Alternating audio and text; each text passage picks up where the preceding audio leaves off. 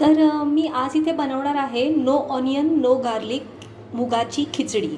तर त्यासाठी मी काही इथे सामग्री घेतलेली आहे. तर मी एक एक करून तुम्हाला सांगते. इथे 2 तमालपत्र घेतलेली आहेत, 2 लाल मिरच्या घेतलेल्या आहेत, त्याच्यातल्या बिया काढून टाकलेल्या आहेत, फक्त 2 लाल मिरच्या घेतलेल्या आहेत. इथे एक दालचिनीचा तुकडा घेतलेला आहे, लवंगा घेतलेल्या आहेत, 4 ते 5 लवंगा आहेत ज्याला फुलं असतील ती.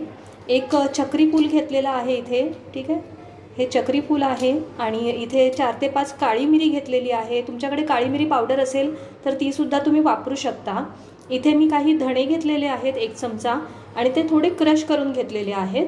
धणे पावडर सुद्धा तुम्ही वापरू शकता, पण मी इथे जे धणे आहेत ना ते मी क्रश करून घेतलेले आहेत, त्याच्यामुळे चांगला असा स्वाद येतो. इथे हळद घेतलेली आहे आणि लाल तिखट घेतलेलं आहे 1 चमचा, आणि इथे राई आणि जिरं घेतलेलं आहे. तर हे खडे मसाले आहेत. आणि मीठ आपण डायरेक्ट ते रेसिपी बनवतानाच वापरणार आहोत, मीठ आणि तूप. भाज्यांसाठी इथे तुम्ही टोमॅटो पण वापरू शकता, पण मी आज टोमॅटो नाही वापरणार आहे. इथे मी फक्त बटाटा घेतलेला आहे, बटाटा सोलून तो चिरून म्हणजे कापून घेतलेला आहे, त्याचे तुकडे केलेले आहेत आणि पाण्यात ठेवलेले आहेत कारण ते काळा नको पडायला म्हणून. आणि इथे गाजर घेतलेले आहेत, गाजराचे तुकडे केलेले आहेत ते घेतलेलं आहे. आणि मुगाची खिचडी बनवण्यासाठी मी मूग रात्रभर पाण्यामध्ये भिजत ठेवलेले. रात्रभर पाण्यामध्ये भिजत ठेवल्याच्यानंतर सकाळी त्याच्यातलं पाणी निथळून टाकायचं आहे, आणि मग त्याला दिवसभरात असे मोड येतात. तर हे मोड आलेले मूग आहेत, आणि नंतर त्याच्यात पाणी पूर्णपणे काढून टाकायचं. आता मी सध्या हे धुवून घेतलेले आहेत ना, तर आता हे पाणी पुन्हा निथळून टाकणार आहे. भाजी करताना तुम्ही एकदा हे स्वच्छ पाण्याने धुवून घ्यायचे आहेत मूग. तर इथे मी इंडक्शन ऑन केलेलं आहे. आपण इथे ही जी खिचडी आहे ती बनवायला तयार करणार आहोत. तर इथे मी याच्यामध्ये तूप घेते. तुपाऐवजी तुम्ही तेलाचा पण वापर करू शकता. मी इथे कसं माझ्या बाळकृष्णाला पण हा जो नैवेद्य आहे ना तो दाखवते, त्यामुळे मी याच्यामध्ये कांदा आणि लसूण नाही वापरत. घरात जे मी काही बनवते त्याच्यामध्ये कांदा आणि लसूण याचा वापर करत नाही, कारण ते बाळकृष्णाला म्हणजेच माझ्या लड्डू गोपालला पण नैवेद्यासाठी जातं. त्यामुळे मी याच्यामध्ये तूप वापरलेलं आहे. तुम्ही तेलसुद्धा वापरू शकता. तुम्हाला जर वाटत असेल तर कांदा लसूणसुद्धा तुम्ही वापरू शकता, पण मी नाही वापरत. त्यामुळे विदाऊट ऑनियन आणि गार्लिक ही रेसिपी आहे, तर नक्की बघा. आता तूप हे तापलेलं आहे बऱ्यापैकी. आपण त्याच्यामध्ये पहिल्यांदा राई ॲड करूया. राई टाकून झाली की त्याच्यामध्ये ती आधी तडतडू द्या. राई तडतडली की आपण त्याच्यामध्ये जिरं टाकायचं आहे. मग राई तडतडू लागलेली आहे. आता याच्यामध्ये आपण जिरं टाकायचं आहे. जिरं नीट फुलायला लागलं की त्यामध्ये आपण तमालपत्र टाकायचे आहेत, आणि बाकीचे सुके मसाले जसं की लाल मिरच्या, सुक्या लाल मिरच्या त्यासुद्धा टाकायच्या आहेत. दालचिनीचा तुकडा टाकायचा आहे.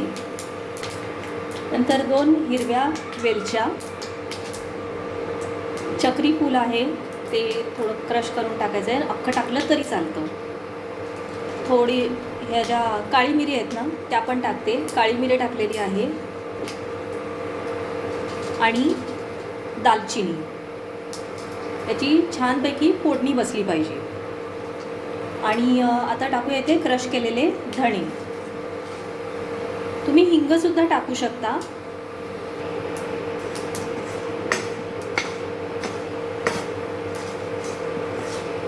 तुपामध्ये जेव्हा खडे मसाले परततो ना आपण, तेव्हा एकदम खमंग सुगंध येतो. खूप छान सुगंध आला आहे. आता आपण 2 मिनटं ह्या जे खडा मसाला आहे ना तो परतून घेतला आहे. आता आपण त्याच्यामध्ये भाज्या टाकणार आहोत. भाज्यांमध्ये मी इथे गाजर आणि बटाट्याचे तुकडे घेतलेले आहेत. तुम्ही टोमॅटोसुद्धा ॲड करू शकता.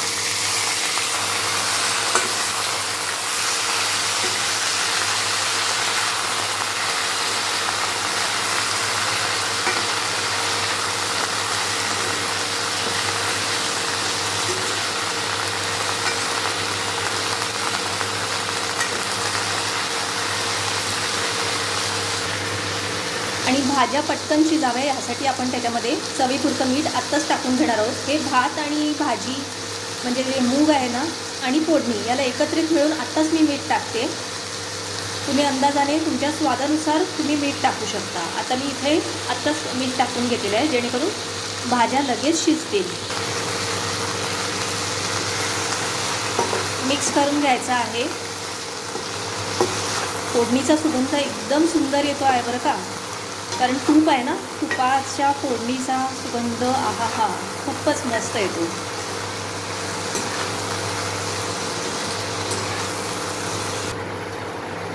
आता आपण या ज्या भाज्या आहेत ना त्या आपण शिजायला ठेवून देऊया आणि त्याच्यावरती झाकण ठेवूया. हे झाकण जे आहे ना ते तुम्ही 10 मिनटं ठेवायचं आहे. याच्यामध्ये काही पाणी वगैरे टाकायची गरज नाही आहे.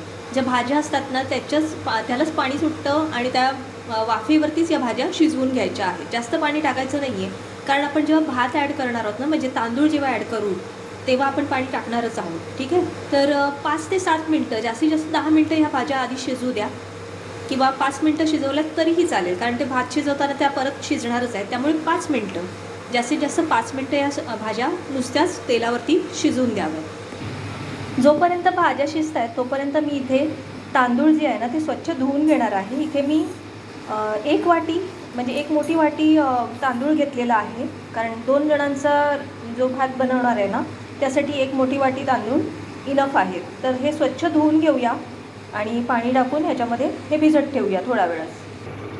हे बघा, तांदूळ मी इथे स्वच्छ धुवून घेतलेले आहेत आणि 1 कप तांदूळ घेतलेला आहे, त्याला 2 कप पाणी घेतलेलं आहे. आता तुमच्या तांदळावरती पण डिपेंड आहे तुम्हाला किती त्याच्यामध्ये पाणी ॲड करायचं आहे, त्यानुसार तुम्हाला अंदाज येईल. ठीक आहे, 5 मिनटं झालेली आहेत. आता मी हे झाकण जे आहे ना ते उघडते आणि आपण इथे ह्या ज्या भाज्या आहेत ना त्या बघूया. बऱ्यापैकी स्मूथ झालेल्या म्हणजे नरम झालेल्या आहेत. हे बघा, इझिली क्रश होत आहेत, म्हणजे गाजर तरी. तर जास्त पण शिजवायचं नाही आहे आधीच, कारण आपण भात पण म्हणजे तांदूळ पण ॲड करणार आहोत ना. आणि जरी भाज्या एकदम पण म्हणजे नरम झाल्या ना तरी काही हरकत नाही, कारण ही खिचडी आहे. खिचडीमध्ये म्हणजे ज्या भाज्या असतात ना त्या एकदम सॉफ्ट झाल्या ना तरीही चालतात. ठीक आहे, आता आपण यामध्ये टाकणार आहोत हळद आणि लाल तिखट. हळद अर्धा चमचा घेतलेली आहे आणि लाल तिखट 1 चमचा घेतलेला आहे, कारण आपण लाल मिरची पण टाकलेली आहे ना. तर आणि खडे मसाले पण टाकलेले आहेत आपण. तर त्यासाठी आपल्या चवीनुसार आपण ही जी खिचडी आहे ती बनवायची आहे. तर खिचडी थोडीशी लाईट असली ना तरच छान वाटते, त्यामुळे एकदम पण तिखट बनवू नका. 1 चमचा इनफ आहे लाल तिखट. ठीक आहे, लाल मिरची पावडर टाकलेली आहे. मिक्स करून घेऊया आणि आपण त्याच्यामध्ये मोड आलेले मूग ॲड करूया. मोड आलेले मूग आहेत हे मिक्स करूया. मीठ आपण ऑलरेडी टाकलेलं आहे. छानपैकी मिक्स करून घ्यायचं आहे. हळद आणि लाल मिरची पावडर मी आधीच का नाही टाकली, कारण आपण ह्याच्यामध्ये पाणी नाही टाकलेलं ना भाज्यांमध्ये, तर हळद आणि लाल तिखट करपू शकतं. ठीक आहे, तर त्यासाठी आधी मी टाकलेलं नाही आहे. पण आता आपण जेव्हा मूग टाकणार आहोत ना तेव्हा हळद आणि लाल मिरची पावडर टाकायची आहे, कारण लगेच आपण त्याच्यामध्ये राईस पण ॲड करणार आहोत. तर आपण हा जो भिजत ठेवलेला राईस आहे ना तो पण ॲड करायचा आहे पाण्यासकट. स्वच्छ धुवून घेतलेला आहे आणि हे राईस जो आहे तो त्याच्यामध्ये टाक. बघा, तर पाणी अजून ॲड केलेलं आहे आणि जेव्हा राईस शिजेल ना तेव्हा ते ऑटोमॅटिकली ते बरोबर बॅलन्स होऊन जाईल. तर आता आपण ह्याच्यावरती झाकण ठेवूया.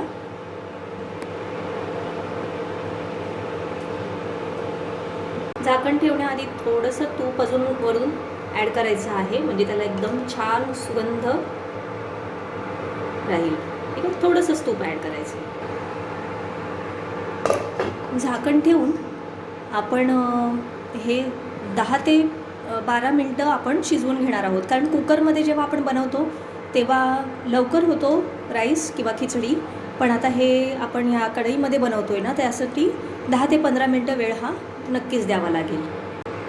तर आता 15 ते 20 मिनटं झालेली आहेत आणि इंडक्शन पण ऑफ केलेला आहे. टायमर पण लावून ठेवलेला आहे ॲक्च्युली, तर तो ऑटोमॅटिकली ऑफ झालेला आहे. तर 15 ते 20 मिनटं आपण ही खिचडी अशी कढईत करत असाल तर त्याला तेवढा वेळ लागतो. तर आपण झाकण उघडून बघूया. Wow, super. हे बघा, एकदम मस्त झालेली आहे खिचडी, छान. आणि तुम्ही आहे ना याला थोडंसं घोटू पण शकता. म्हणजे कसं एकदम आपल्याला मंदिरात जसा प्रसाद मिळतो ना, आपल्या इस्कॉनमध्ये जाल ना तर एकदम अशी पातळ स्टाईलची अशी खिचडी आपल्याला मिळते प्रसाद म्हणून. ठीक आहे. तर तुमच्याकडे जर असं हे असेल ना तर त्याने थोडंसं असं क्रश करायचं आहे. त्याच्यामुळे तो जो नैवेद्य म्हणजे प्रसाद असा जो असतो ना तो फील येतो तिकडचा जो असतो ना तसं. ठीक आहे. तर त्यासाठीच आपण यामध्ये थोडंसं पाणी जास्त टाकायचं आहे, जेणेकरून आपण जेव्हा हे असं घोटू ना ह्यानी त्यामुळे ते एकदम टेक्स्चर चांगलं बसेल. कारण सुका जर राईस झाला ना, पाणी जर तुम्ही कमी टाकलं असं नुसतं आपण राईस जसं बनवतो पुलाव किंवा बिर्याणीसाठी तसं जर बनवलात ना तर खिचडीला तो टेक्स्चर येत नाही जो आपण मंदिरामध्ये नैवेद्य म्हणजे प्रसाद घेतो ना तसा टेक्स्चर येणार नाही. तर असं तुम्ही करा, थोडं पाणी जास्त ठेवा. त्याच्यामुळे जेव्हा तुम्ही असं घोटाल ना तेव्हा ते जे टेक्स्चर आहे ते परफेक्ट दिसून येईल. ठीक आहे. तर खिचडी ही अशीच असते जी नैवेद्यासाठी बनवतात ना. तर तुम्हीसुद्धा ही खिचडी जी आहे ती ट्राय करून बघा. तुम्ही एकदा इस्कॉनला पण जाऊन या. तिथे टेम्पलमध्ये तुम्हाला जेव्हा प्रसाद मिळतो ना तेव्हा तुम्हाला कळेल की अशा प्रकारे आपल्या तिथे प्रसाद मिळतो. ठीक आहे. आणि याच्यावरती तुलसी दल म्हणजे तुलसीपत्र जे असतं ते वाहून आपण कृष्णाला नैवेद्य दाखवू शकतो. तर या प्रकारे ही जी खिचडी आहे मुगाची खिचडी, मोड आलेल्या मुगाची खिचडी जी आहे ती तयार करून झालेली आहे. आणि तुम्हीसुद्धा ही घरी नक्कीच बनवू शकता.